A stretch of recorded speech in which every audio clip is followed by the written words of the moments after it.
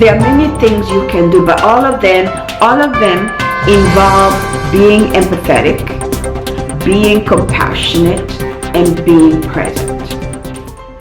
Habari ya wananchi, Wanjogo here. Hope you are well. I am well. This is another request video, and the topic is how do we support our people in the diaspora. You know the videos that I have shared. I always share tips about what you can do. I'm just gonna put them here in one video. Basically speaking, the only thing that changes in your relationship between you and your loved ones is that there's distance now. As far as loving and supporting, nothing should change. You need to remember that your people are by themselves. They're going into an unknown space with unknown people, unknown culture, unknown food. Everything is an unknown. They're going into the darkness by themselves, and you guys are together. And therefore, every time you think about them, send them a text. It's so easy to do that now. Before, you would need to travel to some call box somewhere and call them long distance and say, hey, we are thinking about you. Look up on the news, understand what is going on in their world, and talk to them. You know, we saw this is going on. Are you okay? This is the news. Are you okay? How is it over there? So understand, learn a little bit about the kind of life they're living right now. Next thing you can do is, I'd say at least once a month, mail them a letter. Hand copy, smells like people at home. Throw in there, you know, something cheap to mail, but something meaningful. Most African families are large, at least 5 people minimally. So spread everybody out, and maybe this month you send something, next month you send a letter, the month after that.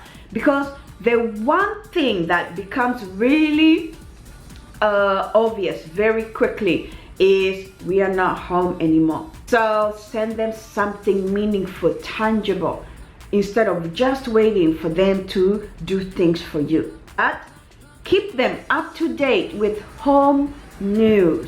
Don't just call people when things are bad. You know, somebody is sick, you're broke, or somebody died. You know, just send a text like, guess what? So and so is dating so and so now. What is going on?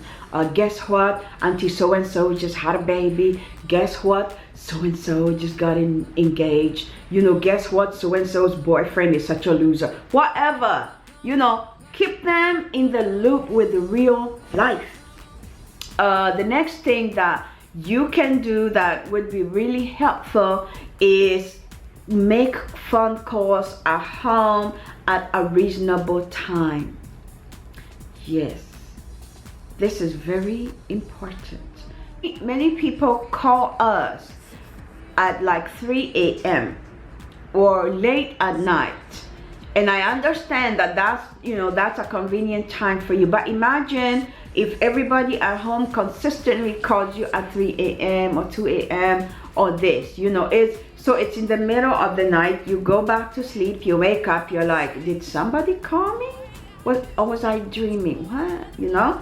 So try to match your calls every now and then with their day time, so you can talk, or at least their evening time, out of compassion. So gather your money together and make even a once a month phone call at the right time. So the next thing, and this happens a lot, is as your loved ones begin to realize that they're in a foreign country, they're trying to adjust to this country, and it's very difficult. They will begin to pull away and kind of get a little depressed. Please don't allow that. Even they don't want to call you, find a way to connect with them.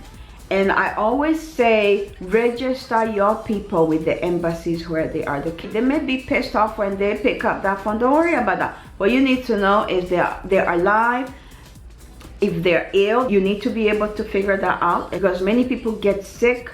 They don't have money to go to the hospital, or even time to go to the hospital they don't have, because they must work 24/7. Also, the other thing is know that many people will try to cure their homesickness, anxieties with liquor, drugs, with wrong relationships, but that usually starts when they cannot connect emotionally with people at home. So when your family calls you and starts to tell you about the life they're living and it's not as glorious as you think, as you imagine it is, just hear them out. Hear between the lines. What are they trying to say?